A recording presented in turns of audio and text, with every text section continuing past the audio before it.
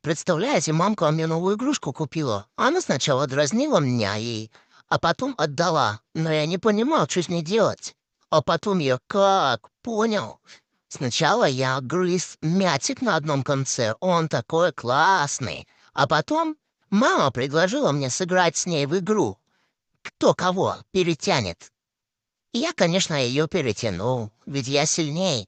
И потом я так увлекся, что разорвал ее на мелкие кусочки. Мама посмотрела на это все, но не расстроилась. Она была рада, что мне ее игрушечка понравилась.